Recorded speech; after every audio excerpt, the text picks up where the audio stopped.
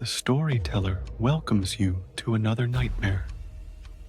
Plug in your earphones, close your eyes, and let us begin.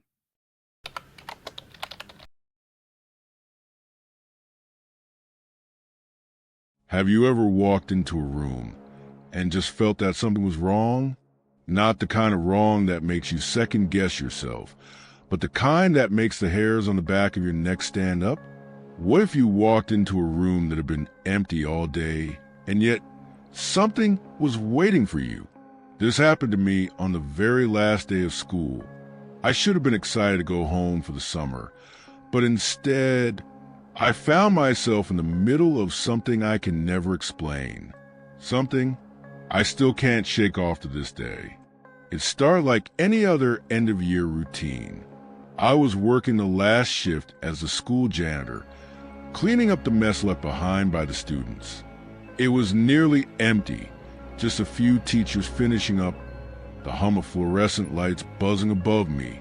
I thought it would be a quiet night, but then I noticed something strange. One door was locked, but it shouldn't have been. This room, room 101, hadn't been used all day. I knew that. I'd passed by it a dozen times. The teachers had packed up their things and left. The students were all gone. But now, the door was locked from the inside. I tried turning the knob. Nothing. I knocked on the door, thinking maybe someone was in there messing around. But no response. Just silence. I was used to weird things happening in old schools, but this felt wrong. I knocked again, harder this time. Still nothing. And then it happened. The door had swung open, by itself. I didn't know what to think. I stood there for a moment, staring into the room. It looked completely empty. There was no sign of anyone being inside, but something about it felt off. Then I saw it, a chair in the middle of the room, rocking, slowly back and forth, like someone had just been sitting there. But there was no one there now. I don't know why I didn't leave right then and there. Maybe I thought it was some kind of sick prank, but I kept looking around. I couldn't stop. My eyes, they kept drifting to the chalkboard, and that's when I saw it. The message, "Don't forget to leave." It was fresh. The chalk hadn't even settled into the board. The handwriting jagged, messy. It wasn't there before. I swear it wasn't. I backed away slowly, the room spinning. My mind was racing. Who wrote that? And why? Why was it so urgent? I panicked. I rushed to the door, but it was locked again. It was jammed this time. I pulled on the handle, slammed my shoulder against it, but it wouldn't budge. I swear, for a second, I heard someone laughing. Faint, like it was coming from the back of the room. It felt like an eternity. The air was thick, suffocating. I couldn't breathe. My heart was pounding in my chest. I kept looking around, waiting for something, anything to happen. And then, just like that, the door clicked open. I didn't wait. I didn't think. I bolted. I ran out of that room faster than I've ever run in my life. The hallway felt like a maze, like it was stretching forever. I don't even remember running out of the building. Just that I had to get away. I locked the door behind me. I reported what happened to the principal, but nothing was ever done. The school just brushed it off. They said I was tired, imagining things. But I know what I saw, and there was something in that room, something that wanted me to leave before it was too late. I never went back to that school after that night. I couldn't, but every now and then I hear rumors. People say the room is still locked. The chair is still rocking. The chalkboard still has that same message. And I can't help but wonder, what would have happened if I hadn't left. When I did, some doors are meant to stay closed.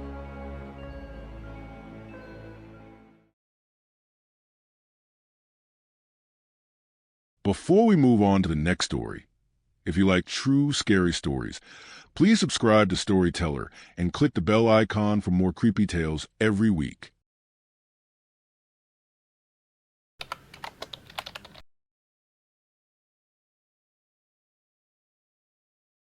Have you ever opened something only to wish you hadn't? What would you do if you discovered a secret locked away in time, one that someone or something tried to bury? This was supposed to be the day I was supposed to walk out of high school, free and excited for the future.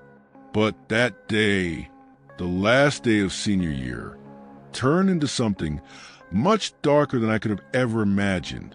I wasn't ready to leave just yet. The school had become home for the last 4 years.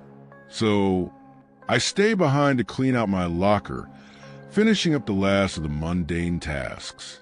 I was tired, but I just couldn't shake the feeling that there was more to this day, something waiting, and that's when I saw it. It was tucked away in the back corner, an old locker that no one ever seemed to notice. It was different, covered in dust, the lock rusted, as if it hadn't been used in years. There was no name on it, no label, just a weathered, forgotten relic of time.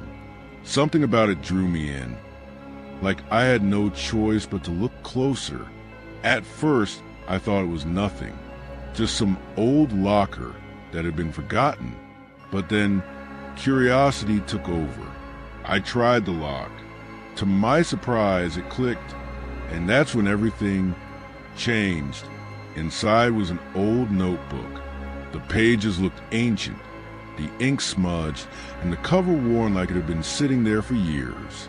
But it wasn't just a notebook. It felt wrong. I flipped through the pages, but the more I read, the more my stomach twisted. Names, dates, but they weren't just names and dates. Some pages had drawings, faces, human faces, but the eyes, their eyes were crossed out, scratched away like someone had been erasing them. It was disturbing, like someone had been keeping track of people, marking them out as if they were already forgotten. The temperature, it dropped. I felt it, a coldness, creeping into the room like a shadow. The lights above me started flickering wildly. I looked around, nothing, but the chill, it wouldn't go away. My fingers trembled as I turned the pages faster. Names, more names, crossed out eyes, and then at the back of the notebook, the last page, one name stood out to me, Lucy. It was my name, but the handwriting wasn't mine. It was written there at the end, a final name. I couldn't breathe. I slammed the locker shut. The sound echoed through the hallway. I didn't know what I had just uncovered. I turned and ran. I didn't even look back. But that wasn't the worst part. The next day, I couldn't stop thinking about the locker, that notebook. It kept haunting me. So I asked around, hoping someone could explain what I had found. And that's when I learned something that made my blood run cold. I was told that locker, the one I had opened, hadn't been used in years. In fact, it was sealed off after the disappearance of a student named Emma Brooks, a girl who went missing before I was even born. She was a senior who had vanished without a trace. Right at the end of the school year, the locker had been sealed after her disappearance, and nobody had touched it since. But what did that notebook have to do with her? The drawings, the names. Why was my name in there? And why had I been drawn into this nightmare? I don't know what it all means. But after that day, I felt like I was being watched. Every time I passed by that locker, I could swear I heard whispers, like someone was calling my name. I've since moved away, gone to college, tried to leave that day behind me, but I still can't forget the feeling. the feeling that it's not over. And sometimes when I close my eyes, I swear I can hear that same name echoing in the dark, Lucy. I don't know who left that notebook or why my name was written in it, but I'm starting to think that maybe, just maybe, I wasn't meant to open that locker at all.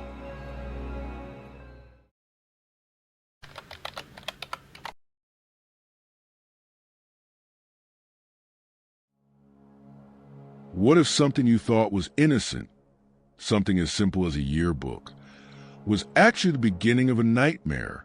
What if the pages of that yearbook weren't just filled with memories? What if they were filled with a warning? This was the last day of school.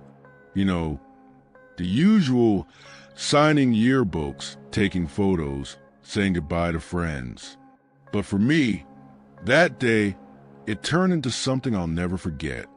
I was handing out my yearbook, like everyone else, ready to get some signatures and wrap up the year. It was supposed to be a fun day, a day to reflect on memories, on good times spent with friends. But then, I noticed something strange. It was Mark. He wasn't signing anyone's yearbook. He wasn't laughing like everyone else. He was just sitting there in the corner, staring at his yearbook. No expression, no emotion. He looked off, like he wasn't even there. I went over to ask if everything was okay. I mean, Mark was usually the life of the party. He never sat out on anything. But when I called his name, he didn't even look up at first. His hands just gripped the book tighter. Finally, he slowly turned toward me and handed it over. No words. Just silence. I took the yearbook, and that's when I saw it. Mark had signed his name in the front, but the handwriting wasn't his. Not even close. The handwriting was completely different. It was jagged, sharp, almost as if someone had been scribbling in anger. The words, they sent a chill down my spine. I'll be back next year, whether you want me to or not. I remember my heart just stopping for a second. I couldn't understand it. This wasn't Mark's handwriting. I could tell. Something was off. I tried to make sense of it. I thought maybe Mark was joking, pranking me, messing around. But when I looked up at him, I saw it. His face was completely blank, like he wasn't even there, like he was looking right through me. I froze. I tried to ask him about the message. What did it mean? Why had he written that? But when I looked up, Mark was gone. I looked around the hallway, calling his name, thinking maybe he had just walked off. But there was no sign of him. No footsteps. No laughter. No Mark. It was like he vanished. I went to the main office. I asked everyone I could find, teachers, staff, other students, but no one had seen him. It was like Mark had just disappeared. I remember feeling this sick, twisted feeling in the pit of my stomach. Something wasn't right. I couldn't explain it, but I knew I had to find him. The next day, I tried to reach out to Mark's family. His parents were worried, but they hadn't seen him either. They told me that they had no idea where he had gone. They said he was at school, but after the day ended, he was just gone. No one had seen him. No one had heard from him. It's been months. Mark's family filed a missing person report, but no one could find him. It's like he just disappeared off the face of the earth. No trace. No clues. Just nothing. But then I went back to the yearbook, to that page. I still can't stop thinking about it. Every time I look at those words, it chills me to the bone. The message Mark wrote, it wasn't just a weird joke. It was a warning. And I'm starting to believe that it wasn't meant for me. I'll be back next year, whether you want me to or not.